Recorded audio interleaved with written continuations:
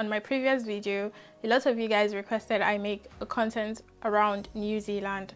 So this is new, this is fresh, this is opening in few months time, and it's the best time to share this information with you about the New Zealand visa launch. And I'm going to be telling you every single thing about it, how you can move to New Zealand, what you need, what are the criteria, the requirements, and all of that. Hey lovelies, welcome or welcome back to my YouTube channel. If you're new to the channel, my name is Faith Ojone, and on this channel I talk about life in the UK, how you can move to other countries, and I share story time. So if these are the kind of content that interests you, hit the subscribe button down below, turn on your notification bell so you do not miss any of my videos. Without saying so much guys, let's get started.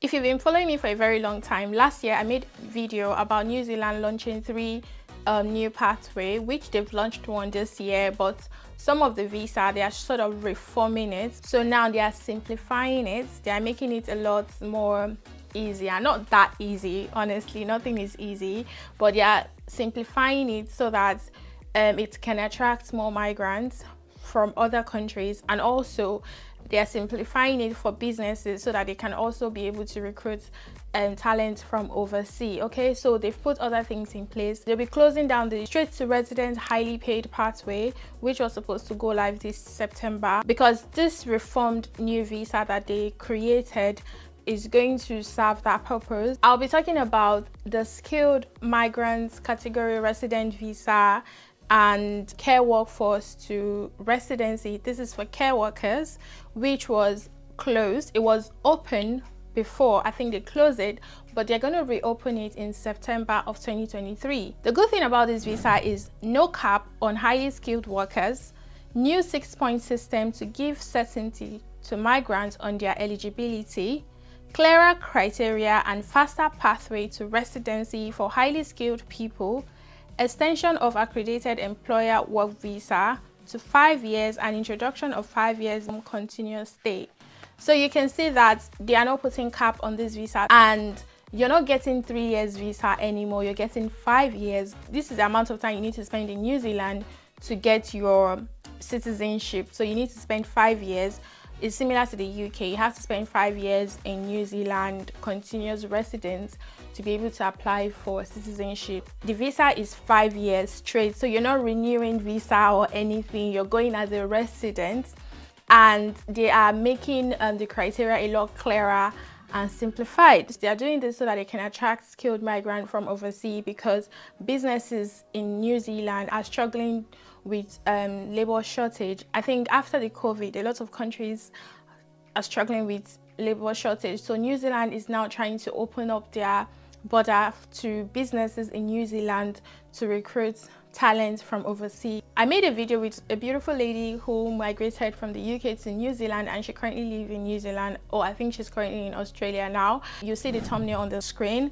Watch the 2 collaboration I had with her. She really talks about New Zealand, what you need to do, how to prepare yourself for the job market and everything.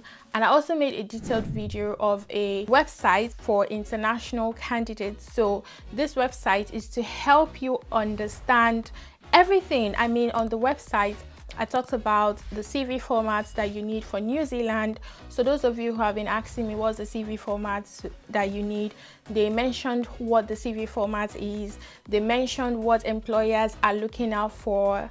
There are tips and tricks on how to go and pass your job interview in New Zealand, and where to find jobs in New Zealand with accredited employers, how to contact employers if you're from overseas, different platforms that you can find jobs as an overseas candidate, and recruitment agencies that are focused on recruiting those from overseas only. So that video is very, very detailed. You can see it on the screen. Please go watch it for more clarification, because now I'm just going to be talking about the visa criteria and eligibility and requirements. Okay, from early October, a simplified point system will be introduced to set a clear skill threshold based on New Zealand occupational registration, recognized qualification or income.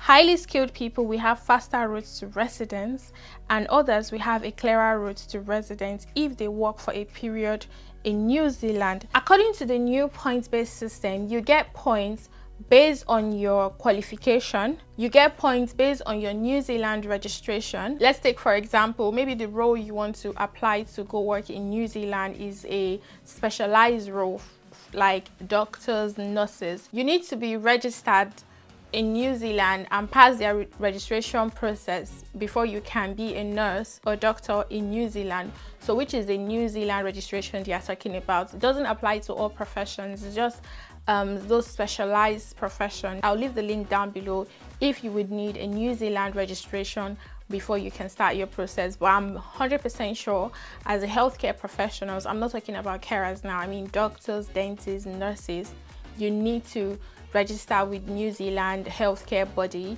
to assess your qualification and everything, and register with them just like the UK where you do your CBT. You get points for the kind of job you get. So let's say maybe you start applying for jobs in New Zealand and you land a job.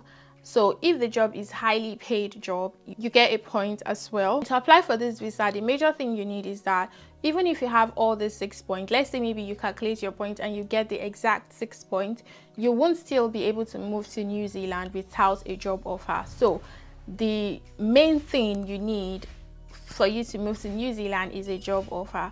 So you need to apply for jobs in New Zealand, and the job needs to be on the level 4 to 5 job level threshold as well. You need to meet the age, the health and the character requirements. So for you to qualify for this visa, you need to be 55 years and below. They also have what they call character assessment. They're going to assess your character. I don't know how they do that.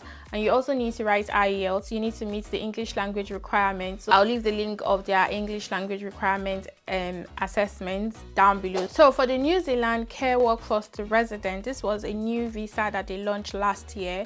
I don't know, for some reason they closed the visa, but they are reopening it on the 29th September 2023. So it is called Care Workforce to Residency. So you're moving to New Zealand as a carer, then you become a resident after 2 years, I think, or 24, yeah, 2 years, 24 months is 2 years, yeah.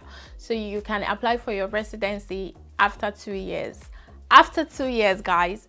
So the Care Workforce to Residents is reopening this September. So all you need is a job, an accredited employer in New Zealand as a carer, and the job has to be level 4 as well. You have to meet the English language requirements, character requirements, and age requirements. I'll show you how they calculate their points. Okay, so for the New Zealand occupational registration points, you can see if a minimum of 6 years of training is required to gain registration. If you have 6 years of training, you get 6 points. If you have 5 years, you get 5 points. If you have 4 years, you get 4 points. And if you have 2 years, you get 3 points. For the qualification points, okay, so if you have level 10 doctorate degree, you get 6 points. If you have level 9 master's degree, you get 5 points. If you have level 8 bachelor's Honors degree or postgraduate diploma, you get 4 points. If you have level 8 postgraduate certificate and level 7 bachelor's degree, you get 3 points. You can see that the process, the requirements and the criteria is sort of straightforward. So if you are really interested or you want to read more, what I'm going to do is I'll leave the link to this information down below. And guys, this is everything about New Zealand. If you have any questions, do not hesitate to comment down below and I will try and respond to them to the best of my knowledge. And guys, I'll see you in my next video. Bye.